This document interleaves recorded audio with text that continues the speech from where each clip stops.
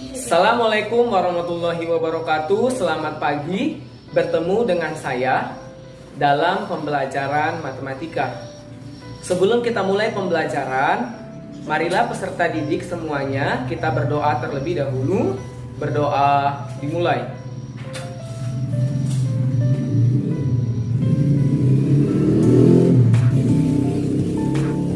Berdoa selesai.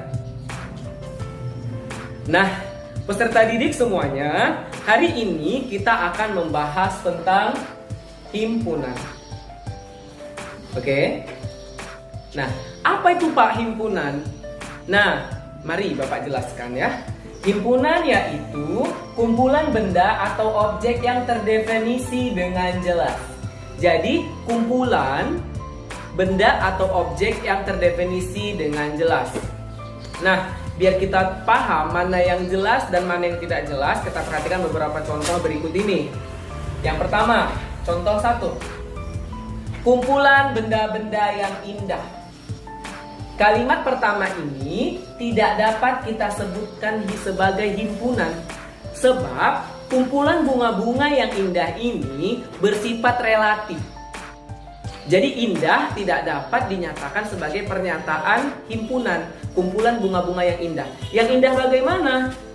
Karena indah itu bersifat relatif. Indah menurut saya belum tentu indah menurut para peserta didik sekalian.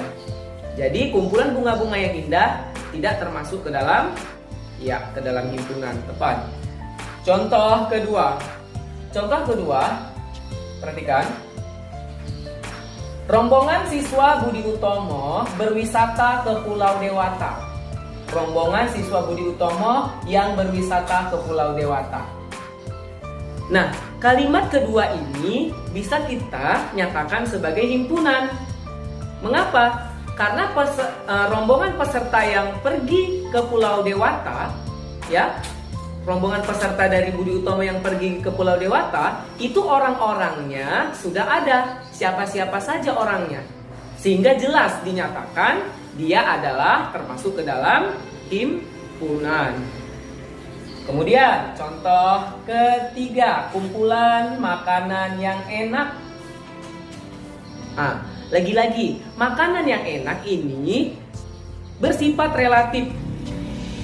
Enak menurut saya belum tentu enak menurut peserta didik sekalian. Jadi kumpulan makanan-makanan yang enak tidak termasuk ke dalam himpunan. Selanjutnya, mari. Selanjutnya adalah contoh kumpulan bilangan cacah yang kurang dari 5. Kumpulan bilangan cacah yang kurang dari 5. Bilangan cacah itu adalah bilangan yang dimulai dari angka 0 ya. 0, 1, 2, 3, 4, 5, dan seterusnya. Yang kurang dari 5. Berarti di bawah 5 ke bawah. Yaitu 0, 1, 2, 3, dan 4. Bilangan cacah itu bisa kita paparkan apa-apa aja. Dan dia bersifat jelas. Sehingga bilangan cacah termasuk ke dalam himpunan. Ya, tepat, good job. Next, lambang himpunan. Pak, apa itu Pak lambang himpunan? Nah, mari kita perhatikan definisinya ya. Lambang himpunan yaitu suatu himpunan yang biasanya dinyatakan dengan huruf atau dengan huruf kapital. Jadi gini, lambang himpunan itu biasanya dinyatakan dengan huruf, tetapi huruf kapital. Yaitu seperti A, B, X, Z, dan sebagainya. Dan biasanya himpunan itu ditulis di dalam kurung kurawal. Ini kurung kurawal. Biasanya juga himpunan itu dipisahkan atau setiap di antara anggotanya itu terdapat tanda koma sebagai pemisah satu anggota himpunan satu dengan anggota himpunan yang lainnya di dalam kurung kurawal tersebut. Nah, perhatikan ya. A adalah himpunan bilangan asli yang kurang dari 6. Ini dia. Apa? Himpunan bilangan asli yang kurang dari 6, yaitu 1, 2, 3, 4, 5. Karena bilangan asli itu adalah bilangan yang dimulai dari angka 1, 2, 3, 4, dan seterusnya. Jadi himpunan ini dinyatakan dalam kurung kurawal yang dipisahkan oleh koma dan dinyatakan nama himpunannya dengan huruf kapital. Good. Next, mari. Pak, menyatakan suatu himpunan itu bagaimana? Kita bisa menyatakan suatu himpunan dengan berbagai cara. Salah satunya yaitu menyatakan suatu himpunan dengan kata-kata. Berarti contoh gini, W adalah dalam kurung kurawal 4 huruf pertama dalam abjad Latin. H sama dengan dalam kurung kurawal tokoh-tokoh yang pernah menjadi Presiden Republik Indonesia sebelum pemilu 2009. A sama dengan bilangan cacah yang kurang dari 10. Nah, seperti itu. Jadi, kita bisa menyatakannya dengan pernyataan atau dengan kata-kata, ya. Yang selanjutnya, yang kedua yaitu menyatakan suatu himpunan dengan notasi pembentuk himpunan. Dengan notasi pembentuk himpunan. Jadi kali ini menyatakan himpunannya dengan notasi. Ini dia. Menyatakan suatu himpunan dengan notasi pembentuk himpunan. Nah, cara membuatnya ini atau ketentuan-ketentuan pembuatannya ini, ya, kita biasanya dengan menggunakan kurung kurawal, ada X dan garis tegak, di mana garis tegak ini disebut dengan di mana, gitu. Ya, X sebagai variabel atau peubahnya, sedangkan garis tegaknya ini dinyatakan sebagai pernyataan di mana. Ya, atau perhatikan pernyataan kalimat matematika yang menjadi syarat keanggotaannya. Perhatikan contoh berikut ini. Contoh ya, A sama dengan himpunan, berarti dinyatakan dengan kurung kurawal kan? Himpunan X di mana X sama dengan 5 huruf pertama dalam abjad Latin. Ini tata cara membacanya seperti itu. Ambil contoh lagi. Ini H sama dengan X di mana X tokoh-tokoh yang pernah menjadi Presiden RI sebelum pemilu 2009. Seperti itu. Yang ketiga, menyatakan suatu himpunan dengan cara mendaftar. Kalau dengan cara mendaftar artinya disusun tuh. Disusun ya, didaftar. Contohnya aja seperti ini, perhatikan. Nah, pada metode ini, anggota himpunan yang disebutkan satu persatu dalam kurung kurawal, yang setiap anggota himpunan dipisahkan dengan tanda koma. Ya, seperti yang udah kita sampaikan tadi. Contoh H sama dengan Soekarno, koma Soeharto, koma B.J. Habibie, koma Abdurrahman Wahid, koma Megawati, koma Susilo Bambang Yudhoyono dalam kurung kurawal. Nah, itu adalah contoh secara mendaftar. Jadi himpunan itu dinyatakan dengan cara didaftar. Boleh. Jadi ada 3 tadi kan? Sekarang kita menyatakan keanggotaan himpunan. Selanjutnya ya, anggota himpunan. Nah, perhatikan. Setiap benda atau objek yang termasuk dalam suatu himpunan itu disebut dengan anggota atau elemen. Ya, yang disimbolkan dengan seperti ini, yaitu elemen atau anggota. Ya kan? Sedangkan jika ia bukan anggota, maka elemennya digaris. Nah, itu menyatakan bahwa dia bukan anggota atau bukan elemen dari himpunan tersebut. Contoh 1, perhatikan. Misalkan H adalah himpunan huruf-huruf pada kata merdeka. Maka H adalah himpunan yang anggota-anggotanya terdiri atas huruf-huruf M, E, R, D, E, K, dan A. Huruf-huruf ini termasuk anggota himpunan H. Banyaknya anggota himpunan H ada berapa? Ada 6. Perhatikan, yaitu huruf-huruf tadi itu, huruf-huruf merdeka tadi itu ada 6, sehingga dapat ditulis N dalam kurung H sama dengan 6. Artinya menunjukkan anggota himpunan AH ada 6 anggotanya.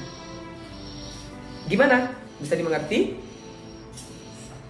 Nah, saya harap semua betul-betul memperhatikannya. Selanjutnya, contoh yang selanjutnya adalah misalkan I adalah himpunan huruf-huruf pada kata matematika. Ya, sama. Perhatikan, dari kata matematika yaitu M, A, T, E, mate, M, A, T, I, K, A. Matematika. Hurufnya ada 10 kan? Nah, huruf-huruf ini tadi ya kita nyatakan dia sebagai himpunan dari si himpunan I tadi. Himpunan I tadi itu ada huruf matematika. Ya kita pisahkan dengan menggunakan tanda koma. Jadi ya I dalam kurung kurawal masukkan MATIKA tadi ini dan dipisahkan dengan tanda koma. Sehingga membentuklah anggota himpunan itu tadi. Bagaimana pernyataan jumlahnya? Ya kita lihat N dalam kurung I, ya kan? M dalam kurung I sama dengan 10. Ini dia. Benar kan? Seperti itu cara menyatakan keanggotaan himpunan. Nah, sekarang kita akan mempelajari atau melanjutkan pembahasan kita mengenai himpunan bagian. Nah, bagaimana himpunan bagian itu dan apa pengertiannya, definisinya? Mari kita lihat. Ya. Himpunan A adalah himpunan bagian dari B jika dan hanya jika setiap anggota A merupakan anggota dari B. Ditulis A. Nah, tanda himpunan bagiannya seperti ini. Himpunan bagian dari B. Dibaca dia A, himpunan bagian B. Seperti itu. Perhatikan himpunan-himpunan berikut ini. Yuk, kita perhatikan. Yang A, himpunan hewan. Yang B, himpunan hewan berkaki 4.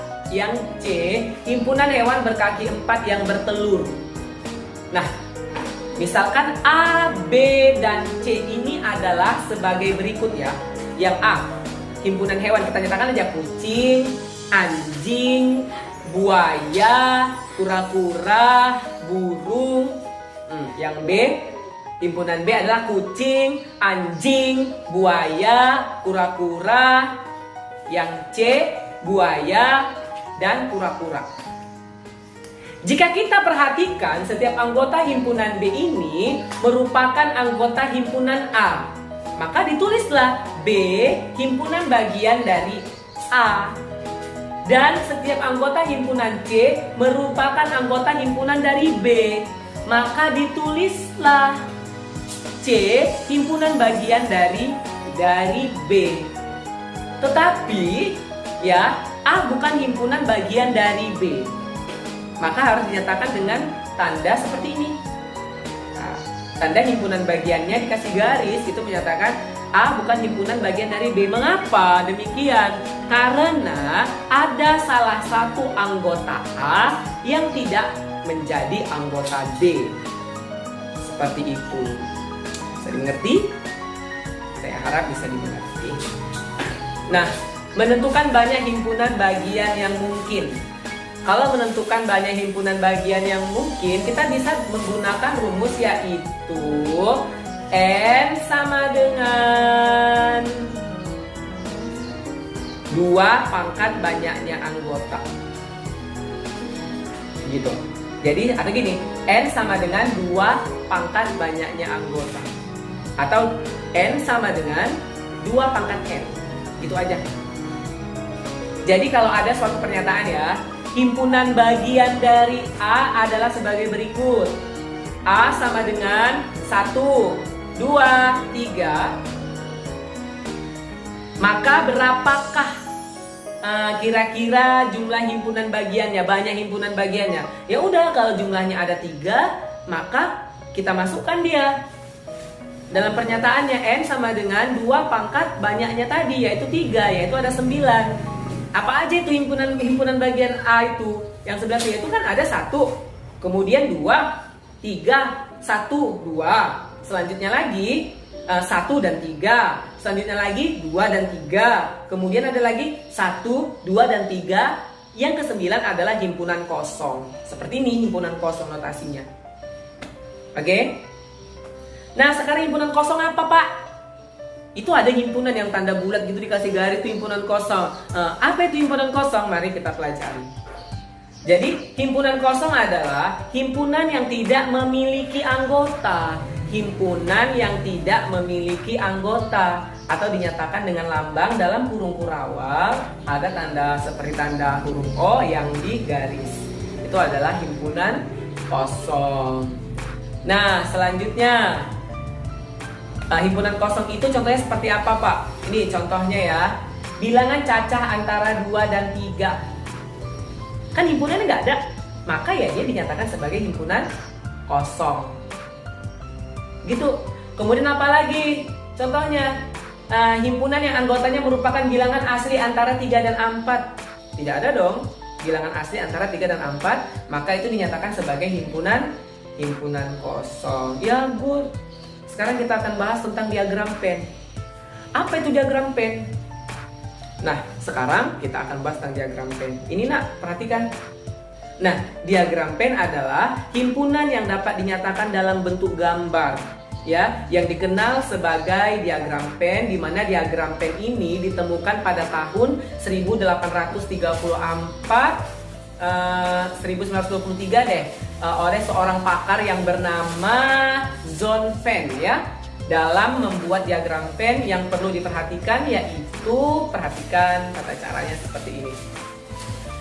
1, ada himpunan semesta yang disimbolkan dengan S, ya. Kemudian dia itu artinya S itu adalah semesta. Dia anggota-anggotanya nanti digambarkan dengan menggunakan nokta-nokta. Nah, nanti kita tunjukkan gambarnya ya. Yang kedua, setiap himpunan dibicarakan selain himpunan kosong, ya. Kemudian ditunjukkan dengan kurva tertutup. Sederhana. Nah, jika suatu himpunan anggotanya terlalu banyak, maka tidak perlu ada nokta-nokta. Karena terlalu banyak nanti kurvanya itu penuh. Jadi tidak perlu tambah nokta-nokta. Jadi seperti ini contoh dari himpunan semesta. Gambarnya. Nah, anak-anakku sekalian, setelah kita membahas tadi tentang himpunan semesta tadi, dari diagram Venn tadi itu, nah, ya, dari diagram Venn tadi ini, maka kita akan membahas tentang irisan. Nah, apa itu Pak irisan? Nah, irisan dari himpunan A dan B adalah himpunan yang anggota-anggotanya merupakan anggota A sekaligus menjadi anggota B. Himpunannya adalah anggota A nih. Tapi himpunan anggota A ini juga himpunan ada yang juga himpunan dari anggota B. Seperti itu. Contohnya gini, A irisan B. Irisan itu notasinya seperti ini ya. A irisan B sama dengan himpunan di mana himpunan X, di mana X elemen A dan X elemen B. Jadi yang ada di A dan yang ada di B itu disatukan dalam satu himpunan. Himpunan itulah disebut dengan himpunan iris A irisan B yang ada. Contohnya gini. Nah, himpunan A 1, 2, 3, 4, 5. Himpunan B 4, 5, dan 6. Nah, maka irisan atau A irisan B itu apa? Yaitu, ya benar, 4 dan 5. Karena 4 dan 5 ada di himpunan A dan juga ada di himpunan B. Good. Nah, selanjutnya gabungan. Ya, gabungan itu adalah gabungan dari beberapa himpunan, di mana seperti ini notasinya. Perhatikan. Ya, A gabungan B, ya, adalah himpunan di mana himpunan X di mana X elemen A atau X elemen B, gitu. Jadi contoh ya, seperti ini, perhatikan ya. P sama dengan 1, 2, 3, 4, 5, 6, gitu. Yang Q 3, 5, 7, 11. Nah, maka P gabungan Q seperti apa? Gabungkan P dan Q yang sama ya, anggota yang sama tidak perlu dinyatakan dua kali. Jadi gabungan P gabungan Q adalah seperti ini. Perhatikan, 1, 2, 3, 4, 5, 6, 7, dan 11. Ya, jadi ada beberapa anggota di P dan anggota di Q yang sama. Yang sama hanya dituliskan cukup satu kali saja. Dan itulah setelah dibentuk nanti, disusun dia, maka menjadi namanya P gabungan Q. Himpunan P gabungan Q. Oke, saya rasa bisa dimengerti. Baiklah semua para peserta didik. Setelah kita membahas beberapa himpunan tadi, masih ada satu himpunan yang belum kita bahas, yaitu himpunan komplement. Jadi himpunan komplement ini akan kita bahas pada pembahasan selanjutnya. Jadi sebelum kita sampai pada himpunan komplement, para peserta didik saya semuanya, saya harap sudah memahami dulu beberapa himpunan ini. Setelah paham akan kita lanjutkan. Oke, baiklah. Jangan lupa tetap jaga kesehatannya ya. Kembali lagi saya ingatkan, jangan lupa mencuci tangan, kemudian menggunakan masker ketika bepergian. Tetap jaga kebersihan dan kesehatannya. Assalamualaikum warahmatullahi wabarakatuh. Selamat pagi.